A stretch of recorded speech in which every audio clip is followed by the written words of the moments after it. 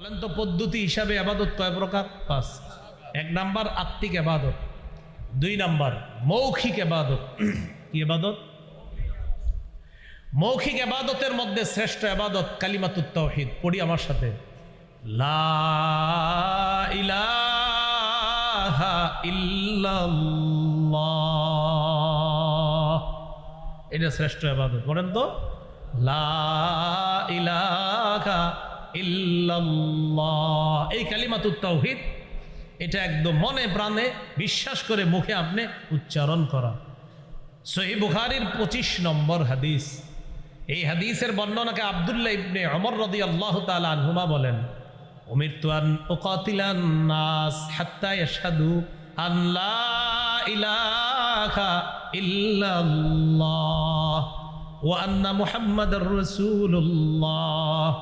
আমি ততক্ষণ আদিষ্ট হয়েছি জিহাদ করার ব্যাপারে, আমাকে ততক্ষণ পর্যন্ত জিহাদ করতে বলা হয়েছে, লড়াই করতে বলা হয়েছে, যতক্ষণ মানুষ এই সাক্ষ্য না দিবে আল্লাহ ছাড়া কোনো ইলাহ নাই, মুহাম্মদ সাল্লাল্লাহু আলাইহি সাল্লাম আল্লাহর রাসূল, এই সাক্ষ্য না দেওয়া পর্যন্ত আমি আদিষ্ট হয়েছি লড়াই করার জন্য। তো এখানে এই লা ইলাহা ইল্লাল্লাহ প্রকাশ্যে মুখে উচ্চারণ করতে হবে, দিল থেকেও স্বীকার করতে হবে। মুখের ইবাদতের মধ্যে একটা এটা জানলাম। সহিহ বুখারী 26 নম্বর হাদিসে আছে, সুইলা রাসূলুল্লাহ সাল্লাল্লাহু আলাইহি ওয়াসাল্লাম আইয়ুল আমালি আফজল। নবীকে প্রশ্ন করা হলো কোন আমল সবচেয়ে শ্রেষ্ঠ? নবীজি বললেন, ঈমানুন বিল্লাহ, আল্লাহর প্রতি বিশ্বাস স্থাপন করা শ্রেষ্ঠ ইবাদত। সুবহানাল্লাহ। তাহলে আল্লাহকে বিশ্বাস করি অন্তর দিয়েও, আবার মুখেও স্বীকার করি, অন্তরেও বিশ্বাস করি, আবার মুখেও বলি আল্লাহ ছাড়া কোনো ইলাহ নাই। মৌখিক ইবাদতের মধ্যে আরেকটা ইবাদত বলেন, তিলাওয়াতুল কোরআন। বলেন, কোরআন তেলাওয়াত করা। সূরা কাহফের 27 নম্বর আয়াতে আল্লাহ বলেন, ওয়াতলু মা উহিয়া ইলাইকা মিন কিতাবি রাব্বিকা লা মুবাদদিলা লিকালিমাতি। আপনার রবের পক্ষ থেকে ওহী হিসাবে যে কিতাব দেওয়া হয়েছে, কিতাবের যে অংশ দেওয়া হয়েছে, আপনি তা তেলাওয়াত করেন। এটা পরিবর্তনকারী কেউ নাই, আপনার রবের কথা পরিবর্তনকারী কেউ নাই। তেলাওয়াত করেন, কোরআন পড়েন। এবার আমার সাথে বলেন, কোরআন একটু আওয়াজ করেও পড়া যায়। বলেন, আওয়াজ ছাড়াও পড়া যায়। তাহলে আওয়াজ করেও পড়া যায়, আবার আওয়াজ ছাড়াও পড়া যায়। তিরমিজি শরীফের বর্ণনা 1333 নম্বর হাদিস। قال رسول الله صلى الله عليه وسلم الجاهر بالقرآن كالجاهر بالصدقة والمسر بالقرآن كالمسر بالصدقة। যে ব্যক্তি একটু উঁচু আওয়াজে কোরআন পড়ে সে প্রকাশ্যে সৎকাকারীর মতো, যে ব্যক্তি একটু নিম্ন আওয়াজে কোরআন পড়ে সে গোপনে সৎকাকারীর মতো। তাহলে কোরআন দুই ভাবে পড়া যায়। সহিহ বুখারীর বর্ণনা 5011 নম্বর হাদিস। এই হাদিসের বর্ণনাকারী বারা ইবনে আযিব রাদিয়াল্লাহু তাআলা তিনি বলেন, কানা রাজুলুন ইয়াকরাউ সূরাতাল কাহফি। এক ব্যক্তি সূরা কাহফ তেলাওয়াত করছিল। কোন সূরা? কাহফ। ওয়া ইলা জানিবিহি হিসানুন মারবুতুন বিশাতানাইন। ওই ব্যক্তির পাশে তার 2টা ঘোড়া আছে, তার একটা ঘোড়া রশি দিয়ে বাঁধা, তার একটা ঘোড়া আছে 2টা রশি দিয়ে বাঁধা ঘোড়াটা। তো উনি যখন কোরআন তেলাওয়াত করতেছে, ফাতাগাশাতহু সাহাবা, ওই ঘোড়ার উপরে আকাশের মেঘ আইসা তারে ছায়া দিতেছে, ঘোড়ারে এটা মেঘের মতো দেখা যাইতেছে। এটা বুখারীর বর্ণনা। আর মুসলিমের বর্ণনাটা এমন, একটা মেঘমালার মতো দেখা গেছে, ফিহা আমসালুস সুরুজ, ওই মেঘের ভিতরে আবার আপনার বাতির মতো দেখা গেছে, বাতি। বুখারীতে আছে শুধু মেঘ, আর ওইটাতে আছে মেঘমালা, আর এটার মধ্যে বাতির মতো দেখা যাইতেছে। আরে ঘটনা কি, এটা কি? উনি যখন পড়তেছে এটা আরো নিচে আসতেছে। উনি বলেন, ফাজআলাত তাদনু ওয়া তাদনু, এই মেঘ শুধু নিচের দিকে আসতেছে, মেঘের মতো খণ্ডটা শুধু নিচে আসতেছে। নিচে আসতে আসতে মুসলিমের বুখারীর বর্ণনা শোনাচ্ছি, মুসলিমের বর্ণনা আসছে আমি পড়া স্টপ করলাম। মুসলিমের বর্ণনা আসছে তখন ওই মেঘটা আবার উপরে উঠে গেছে। আর বুখারীর বর্ণনায় হলো, ফালাম্মা আসবাহা, যখন সকাল হলো, আতান নবিয়্যা সাল্লাল্লাহু আলাইহি সাল্লাম, ওই ব্যক্তি নবীর কাছে আসছে। আসার পর নবীজিরে বলতেছে, হুজুর রাতের বেলা আমি কোরআন তেলাওয়াত করতেছিলাম, আকাশের মেঘ আসছে, আসার পর তখন মেঘ ছায়া দিছে ঘোড়াটাকে, ছায়া দেওয়ার পর ফাজআলা ইয়ানফিরু, ঘোড়া লাফানো শুরু করছে। মুসলিমের বর্ণনায় আসছে রাসূল সাল্লাল্লাহু আলাইহি সাল্লাম, তার সাহাবী ছিলেন উসাইদ ইবনে হুযাইর, তাকে বললেন, আচ্ছা তো তুমি তেলাওয়াত কি করলা? আমি থামায়া দিছি, এটা মুসলিমের বর্ণনা। কয় কেন?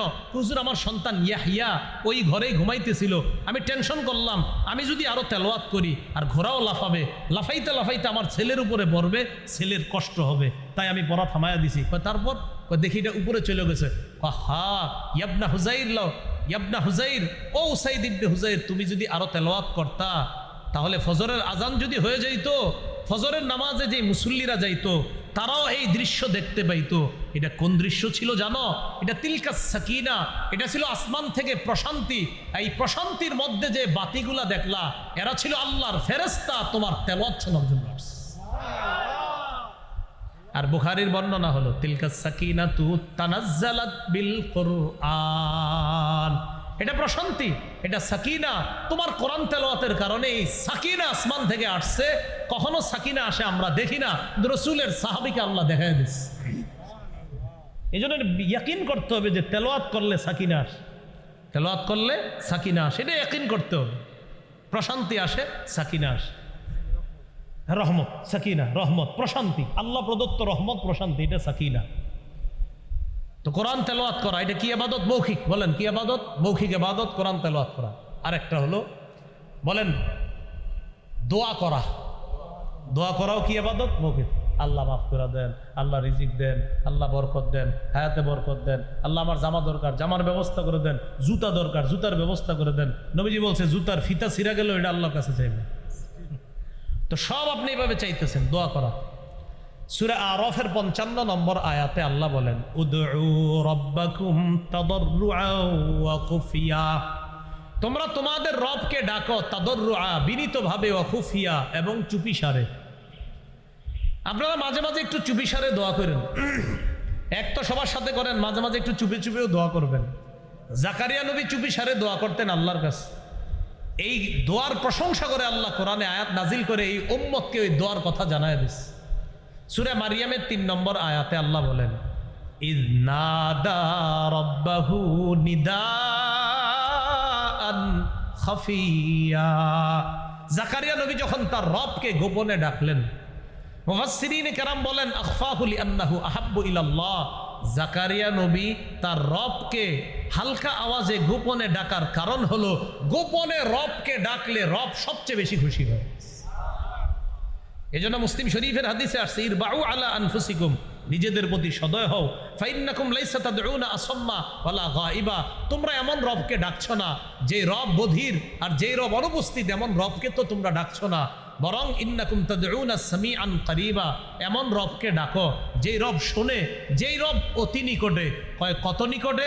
সাহাবীরা নবীরে বললেন আকারিবুন রব্বুনা ফানুনাজিহি আম বাঈদুন ফানুনাদিহি, হুজুর আমাদের রব কি কাছে যে তাকে আস্তে ডাকবো, নাকি আমাদের রব দূরে যে তাকে জোরে ডাকবো? তখন আল্লাহ সূরা বাকারার 186 নম্বর আয়াত নাজিল করে জানায়া দিলেন ওয়াইদা সালাকা ইবাদি আন্নী ফাইন্নী করিব, আমার বান্দারা যখন আমার ব্যাপারে জিজ্ঞাসা করে আমি তাদের কোথায়, আপনি বলবেন ফাইন্নী করিব, আমি নিকটেই, তাদের অতি নিকটে আছি। তাহলে আল্লাহ আমাদের অতি নিকটে। এই জন্য আল্লাহর কাছে মাঝে মাঝে একটু চুপিসারেও দোয়া করব, বলেন ইনশাআল্লাহ। চুপিসারে একটু দোয়া করবো তো ইনশাআল্লাহ। মাঝে মাঝে একটু চুপে চুপে নিম্ন আওয়াজে হালকা আওয়াজে দোয়া করবেন, আল্লাহ তৌফিক দান করেন। এগুলো মুখের ইবাদত নাম্বার কত? মুখের ইবাদত গেল। আচ্ছা, মুখের আরেকটা ইবাদত বলেন জিকির করা। জিকির করা কি? মুখের ইবাদত। তাহলে কোরআন তেলাওয়াত করা, দোয়া করা, জিকির করা মুখের ইবাদত। সূরা আরাফের 205 নম্বর আয়াতে আল্লাহ বলেন ওয়াযকুর রাব্বাকা ফি নাফসিক, তুমি তোমার রবকে স্মরণ করো মনে মনে, তাদাররুআ বিনীত হয়ে, ওয়া খীফা ভয়ে ভীতি নিয়ে, ওয়া দুনাল জাহরি মিনাল কওল অনুচ্চ সুরে, বিল গুদুবি ওয়াল আসল সকাল সন্ধ্যায় তুমি তোমার রবকে স্মরণ করো মনে মনে, বিনীতভাবে, ভয়ে ভীতি নিয়ে, অনুচ্চ সুরে তুমি তোমার রবকে স্মরণ করো সকাল সন্ধ্যায়। তুমি গাফেলদের অন্তর্ভুক্ত হও না। সহিহ বুখারীর 660 নম্বর হাদিসটা মনে রাখবো। আর আজকে রাত্রে 3টা বা 2টায় যদি ঘুম ভেঙে যায় তখন হালকা কিছু সময়, আজকে থেকে যতবার ঘুম ভাঙবে কিছু সময় হইল, একবার হইল আল্লাহরে স্মরণ করুন। রাজি আছেন ইনশাআল্লাহ? আল্লাহ তৌফিক দান করেন। এটা কিভাবে? ঘুম ভেঙে গেছে, আপনার ইস্তেঞ্জার ব্যাগ হয়েছে, আপনার বিবি ঘুমায়, সন্তান সবাই ঘুমায়, ইস্তিনজা করতে গেলেন, বাইর হয়ে দেখলেন সব ঘুমায়, আপনি যে বুদ্ধি করে বলবে ওই সময় সবাই ঘুমায়, একটু আল্লাহরে চুপি চুপি স্মরণ করি। তখন আল্লাহরে বললেন সুবহানাল্লাহ, আলহামদুলিল্লাহ, লা ইলাহা ইল্লাল্লাহ, আল্লাহু আকবার। অথবা আপনি বললেন আউযু বিল্লাহি মিনাশ শাইতানির রাজিম, বিসমিল্লাহির রহমানির রহিম, কুল হুয়াল্লাহু আহাদ, আল্লাহুস সামাদ, লাম ইয়ালিদ ওয়া লাম ইউলাদ ওয়া লাম ইয়াকুল লাহু কুফুয়ান আহাদ। এই চুপি চুপি আস্তে আস্তে পড়বেন, কারো ঘুম যেন ডিস্টার্ব না হয়। আল্লাহ কত খুশি হবে চিন্তা করেন, সবাই ঘুমায়, আমার বান্দা আমার নাম কয়। এই মুখের এই জিকির, তাহলে তেলাওয়াত গেল, মৌখিক ইবাদত গেল, লা ইলাহা ইল্লাল্লাহ গেল, তেলাওয়াত গেল, দোয়া গেল, জিকির গেল, মৌখিক ইবাদত করবো তো ইনশাল্লাহ আমরা। ইবাদতের পদ্ধতি হিসাবে ইবাদত কয় প্রকার জানি? 1 নাম্বার আত্মিক, 2 নাম্বার, 3 নাম্বার দৈহিক। দৈহিক বা শারীরিক ইবাদত। দৈহিক বা শারীরিক ইবাদত কি? সেটা হলো নামাজ পড়া, সুবহানাল্লাহ পড়া, রোজা রাখা, নামাজ পড়া, এই দৈহিক ইবাদত। এই দৈহিক ইবাদত যে ইবাদতে শরীর নড়াচড়া করে, শরীর নড়াচড়া করে, যেমন সূরা হজের ৭৭-৭৮ নম্বর আয়াত, ১৭ পারার শেষ পৃষ্ঠা, ইয়া আইয়ুহাল্লাযীনা আমানু রুকউ, হে ঈমানদারগণ রুকু করো। শরীর খরচ হয়নি? রুকু করলে শরীর নড়াচড়া হয় কিনা? ওয়াসজুদু, সিজদা করো, নড়াচড়া হয় কিনা? ওয়া'বুদু রাব্বাকুম, রবের ইবাদত করো। ওয়াফআলুল খায়র, কল্যাণ কাজ বেশি বেশি করো, ভালো কাজ। লাআল্লাকুম তুফলিহুন, যাতে তোমরা সফল কাম হও। তিরমিজির একটা হাদিস শুনেন, 2466 নম্বর হাদিস, 2466। এই হাদিসটা হাদিসে কুদসি। আন আবি হুরায়রা রাদিয়াল্লাহু তাআলা আনহু قال قال رسول الله صلى الله عليه وسلم إن الله تعالى يقول يا ابن آدم, আল্লাহ পাক রব্বুল আলামিন বলেন, হে আদম সন্তান, হে আদম সন্তান, তাফাররাগ লিইবাদাতি, তুমি আমার ইবাদতের জন্য একটু চেষ্টা মুজাহাদা করো, যথাসাধ্য চেষ্টা করো আমার ইবাদতের জন্য। তাহলে কি উপকার? আমলা সদরকা গিনা, আমি তোমার অন্তর ঐশ্বর্যে পরিপূর্ণ করে দিব। তুমি আমার ইবাদত যথাসাধ্যভাবে চেষ্টা করো, আমার ইবাদত করো। আমলা সদরকা গিনা, তোমার এই অন্তর, তোমার এই বুক, তোমার এই বুকটা আমি আল্লাহ ধনাঢ্যতায় পরিপূর্ণ করে দেব। তাহলে কি বললো আল্লাহ? তুমি আমার জন্য ইবাদত করো, যথাসাধ্য চেষ্টা করে, তোমার অন্তরটা আমি আল্লাহ ঐশ্বর্যে, টাকা পয়সা, ধন সম্পদ দিয়ে পরিপূর্ণ করে দিই। আর কি করব? ওয়া আসুদ্দা ফাকারাকা, তোমার দারিদ্রতা আমি আল্লাহ দূর করে দিব। ওয়া ইল্লা তাফআল, তুমি যদি ইবাদত না করো, আমার ইবাদত না করে যদি শুধু খালি টাকার পিছে দৌড়াও, এই জন্য তো ইবাদত করে না। আল্লাহ বলেন মালাতু ইয়াদাইকা শুগলা, তোমার 2 হাত আমি আল্লাহ ব্যস্ত করে দিব। এত ব্যস্ত করব, খালি যেই কেউ হুজুর আয়েশা বলবে নামাজ পড়ছেনি, হুজুর সুযোগই পাই না, আল্লাহ কয় তোরে আমি ব্যস্ত করছি। আর কি করব? আলাম আসুদ্দা ফাকরাকা, তোর দারিদ্রতা আমি কোনোদিনও দূর করব না। আপনি মনে করেন সব কোটিপতি অনেক বেশি, খুঁজা দেখেন 9 কোটি ঋণ আছে। আমগো কুমিল্লার আনিসুর রহমান আশরাফ হিসাব ওয়াজটি সুন্দর মতো করতে পারে, ওইগুলো ফরমালিন হাসি। কি হাসি? মানে হাসে যে এত টাকার মালিক, তো আবার বলে ঋণও আছে। কয় এত টাকা ঋণ নিয়ে এই হাসি কেমনে দেয়? কয় সুদের টাকা, যেই ব্যক্তির কাছে সুদে ব্যাংক টাকা পায়, আনিসুর রহমান আশরাফ হিসাবে একটা বয়ান আছে দেখবেন, সেখানে কয় হ্যাঁ হাসে কেমনে, এই এই এই টাকা, সুদের টাকার বোঝা মাথায় নিয়ে এই লোক হাসে কেমনে? কয় এগুলো আসল হাসি না, এগুলো ফরমালিন হাসি। কি হাসি? ওই যে ও তো আল্লাহর জন্য সময় দেয় না, তাই আল্লাহ ওরে এমন ভাবে ব্যস্ত করে রাখছে, তুই খালি বিপদে পড়বি চারদিক। তাহলে হাদিসটি আবার সুন্দরভাবে শোনাই, আপনারা আজকে বাসায় গিয়ে আরো অনেকরে শোনাইবেন, বন্ধুদেরকে কালকে শোনাইবেন। আমি আবার বলছি, তিরমিজির 2466 নম্বর হাদিস, আল্লাহ বলতেছেন ইবনা আদম, হো আদম সন্তান, তাফাররাগ লিইবাদাতি, আমার ইবাদতের জন্য একটু ফারেক হও, একটু অবসর হও, যথাসাধ্য চেষ্টা করো যে আমার ইবাদত করার জন্য। কতক্ষণ লাগে আল্লাহর ইবাদত করতে বলেন? আল্লাহ কয় যদি এটা করো, আমলা সদরাকা গিনা, আমি তোমার বুকটা ঐশ্বর্যে পরিপূর্ণ করে দিব। ও আসুদ্দা ফাকরা, আমি তোমার দারিদ্রতা দূর করব। আর যদি ওয়া ইল্লা তাফাল, যদি না করো, মানে তুমি খালি সব পারো, আমার ইবাদতের সুযোগ না পাও। অনেক মানুষ বলবে, দেখবেন হুজুর সময় পাই না, আর কোয়েন না, সময় পাই না। আল্লাহ বলেন ওয়া ইল্লা তাফাল, যদি তুমি আমার ইবাদত না করো, তাহলে মালাতু ইয়াদাইকা শুগলা, তোমার দুই হাত আমি ব্যস্ত করে দিব। এত ব্যস্ত করে দিব, তুমি ব্যস্ত আর ব্যস্ত থাকবা, খালি ব্যস্ত চারদিকে। ওয়ালাম আসুদ্দা ফাকরা, তোমার যে দারিদ্রতা এটা দূর করব না।